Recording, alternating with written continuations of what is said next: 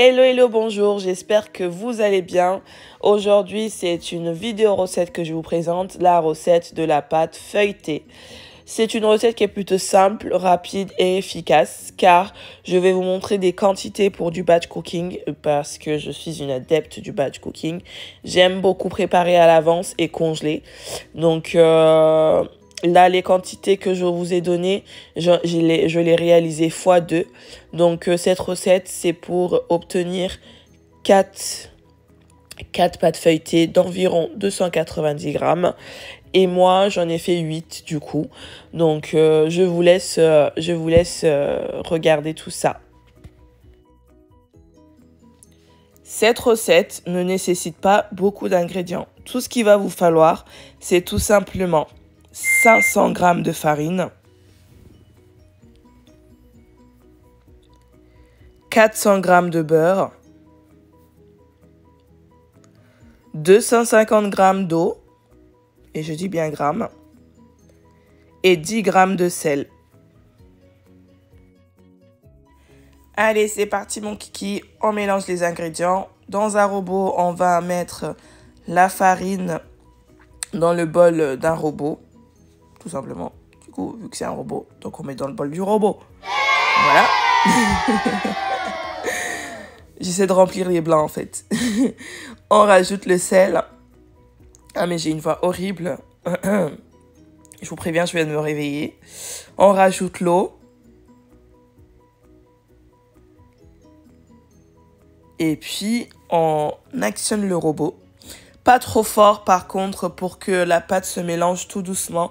Et pour éviter que la chaîne glutinique se fasse trop. J'essaye d'utiliser des termes techniques même si c'est pas mon métier.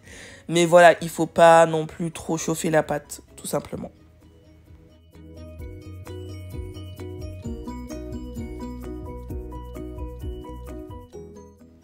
On laisse tourner le robot environ 5 minutes tranquillement.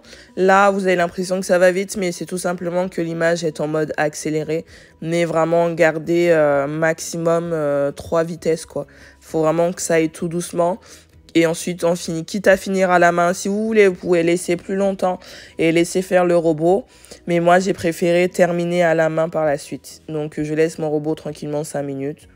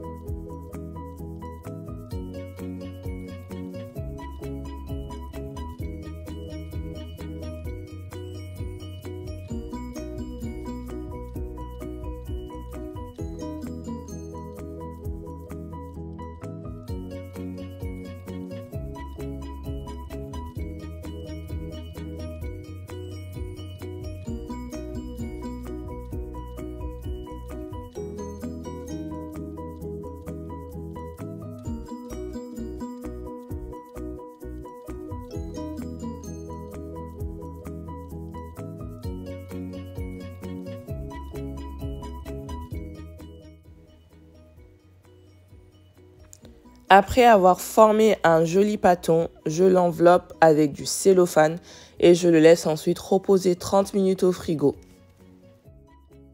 Pour information, le cellophane que j'utilise vient de chez Action. Généralement pour tout ce qui est produits d'entretien, produits ménagers, etc. J'achète ces Action et un peu rien à voir, mais depuis que je fais ça, je n'ai plus du tout utilisé de javel chez moi. Pendant que la pâte repose au frigo, on va préparer le beurre et le ramollir en le battant. Oui, il va recevoir, vous allez voir. Enfin bref, entre deux papiers sulfurisés, vous allez mettre le beurre. Moi là, j'ai fait en 2 parties, je sais pas pourquoi j'ai fait ça. Je crois que j'ai voulu faire une vidéo propre et tout, mais en fait, généralement, je mets tout dans le même papier. Comme ça, au moins, ça fait des économies de papier. Et aussi, on sauve la planète parce qu'on utilise moins de papier. Mais bon, là, pour la vidéo, je me suis dit, bon, je vais lui faire ça en 2 fois. Et du coup, voilà. Mais sinon, vous pouvez tout mettre le beurre ensemble. Hein. Et surtout, j'espère que vous avez des bons voisins qui ne sont pas trop chiants. Parce que je vous garantis que ça fait du bruit.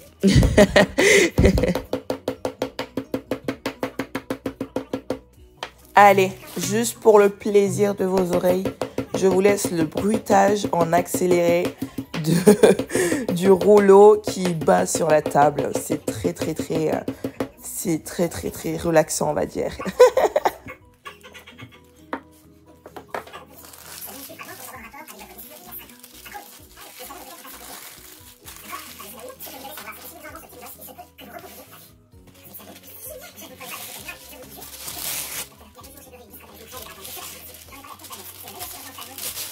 Ouais, non, je comprends vraiment toujours pas pourquoi j'ai fait en 2 papiers. Mais je crois que ça va pourquoi, parce que la dernière fois que j'avais fait des pâtes feuilletées, c'était pour l'anniversaire de mon fils et j'avais fait pas mal de quantité et du coup, bah, j'étais obligée de faire en plusieurs fois quand même.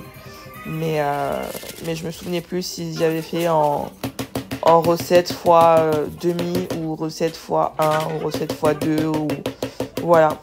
En fait, si vous voulez, je fais toujours la même recette, mais je fais fois 1, fois 2 ou je divise par 2 selon la quantité dont j'ai besoin. Par exemple, pour des fêtes, je vais faire, il va m'arriver de faire la recette fois 3, fois 4 parfois.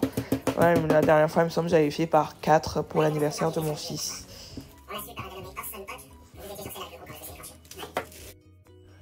Mon beurre est bien aplati, je vais le laisser reposer une vingtaine de minutes au congélateur, bien au congélateur pour qu'il ait le temps de bien refroidir. En fait, le temps qui reste pour le pâton, quoi.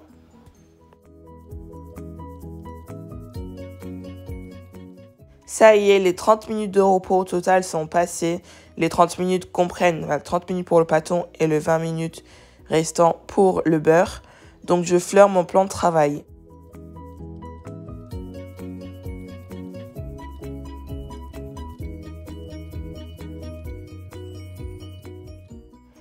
Je place mon pâton sur le plan de travail qui est fleuré. Pour mon astuce, vous allez avoir besoin d'un couteau. Oui, un couteau. Il va falloir couper sur le dessus en croix. Pas trop aller profond, pas plus que la moitié du pâton. Donc, il faudra couper en croix. Et une fois que c'est coupé en croix, vous allez écarter les extrémités du milieu. Enfin, je sais pas, vous voyez quoi sur la vidéo, bref. Vous avez compris, vous allez écarter du milieu vers les extrémités. Et ensuite, avec le rouleau à pâte, vous allez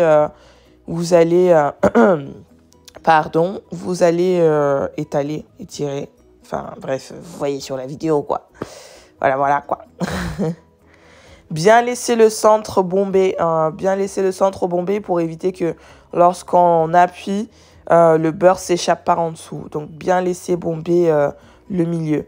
Donc, juste étaler les bords et former une croix, tout simplement.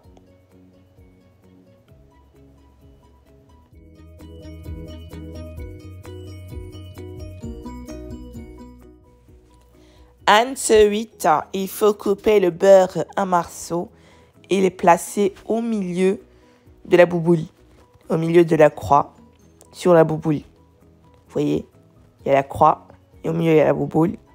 Et vous mettez au milieu. OK? Voilà.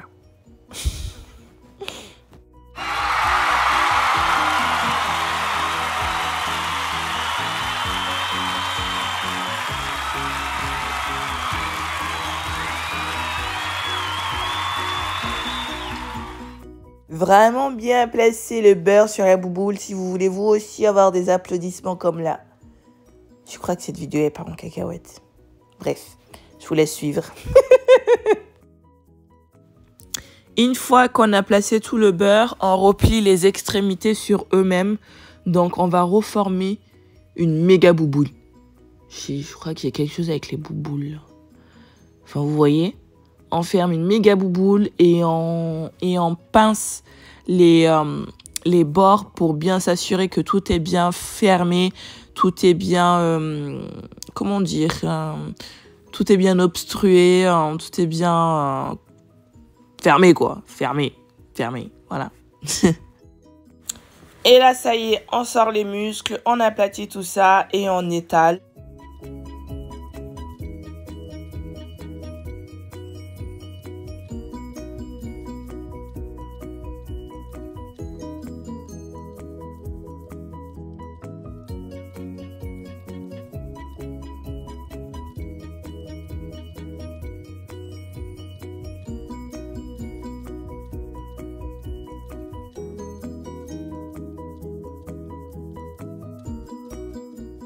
La pâte est bien étalée, on va donc la replier sur elle-même une première fois à droite et puis un autre pli à gauche et on va l'étaler à nouveau.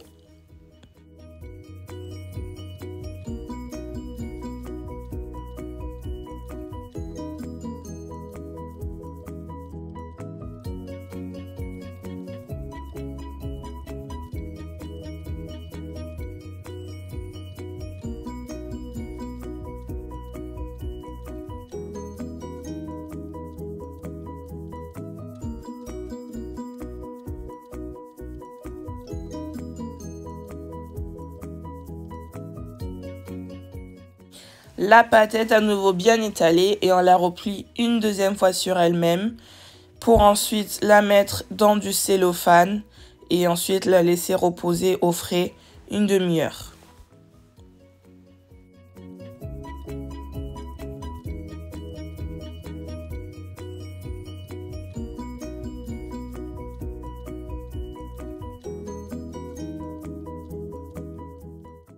Après 30 minutes au frigo, je fleure à nouveau mon plan de travail et je repars pour 2 plis. Donc en gros, on a fait 2 plis avant, 30 minutes au frigo, puis 2 plis après et c'est tout.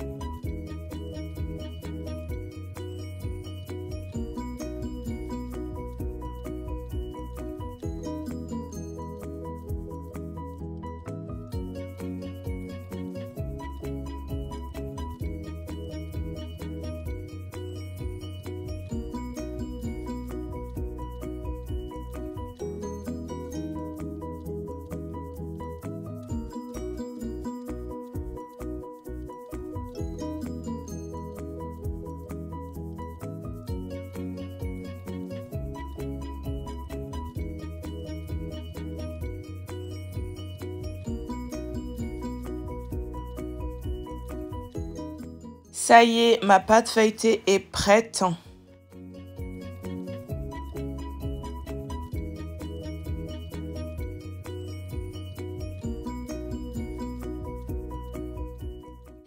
Regardez-moi ça, elle est toute belle, toute lisse, toute...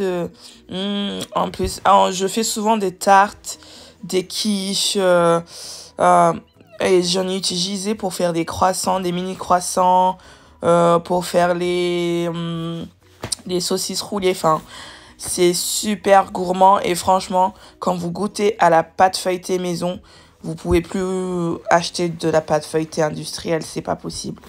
Et qu'est-ce que je voulais dire? Ah oui, j'ai oublié de préciser que le beurre que j'utilise, c'est du beurre gastronomique.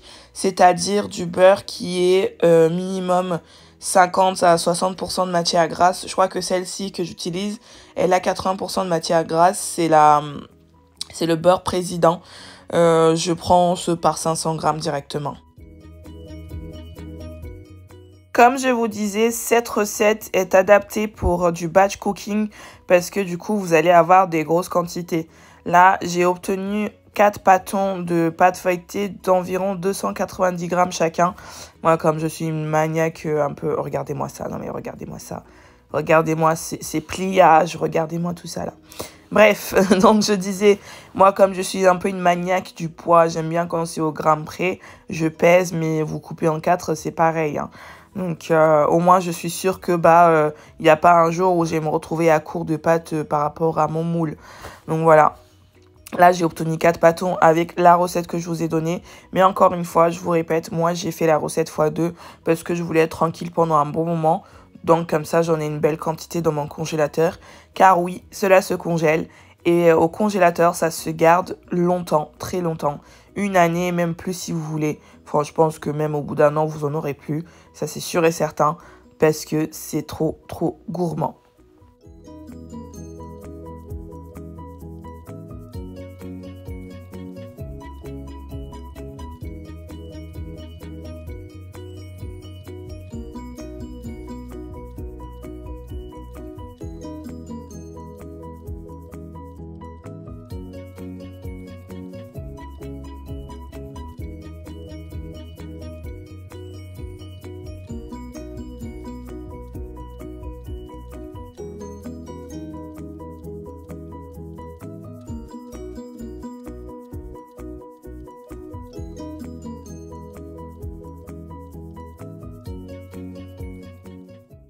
Pour la conservation au congélateur, je les enveloppe chacun individuellement dans du cellophane et ensuite je vais les étiqueter avec des étiquettes que j'ai trouvées sur Amazon d'ailleurs.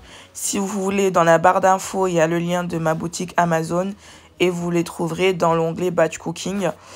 Donc je les enveloppe chacun de leur côté pour éviter qu'ils se touchent entre eux, qu'ils se collent entre eux. Et ce serait dommage de devoir décongeler plusieurs trucs alors qu'on en a besoin que d'un seul.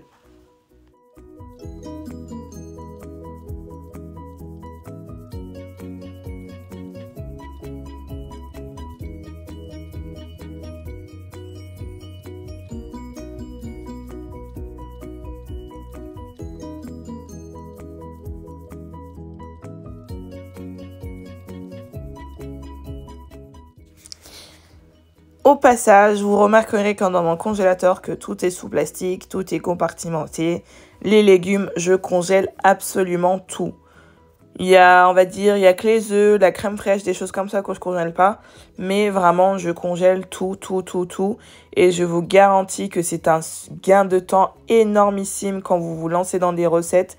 Que vous avez déjà vos carottes qui sont coupées en dés, votre céleri déjà coupé en dés pour faire des lasagnes. Franchement, vous faites des lasagnes maison, mais en 3 minutes. Enfin, j'exagère, mais voilà, c'est un gain de temps énormissime.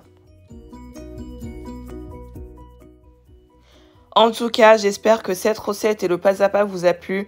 Si c'est le cas, n'hésitez pas à mettre un j'aime et surtout, n'oubliez pas de vous abonner et d'appuyer sur la cloche pour recevoir les notifications des prochaines vidéos. Et je vous dis à bientôt.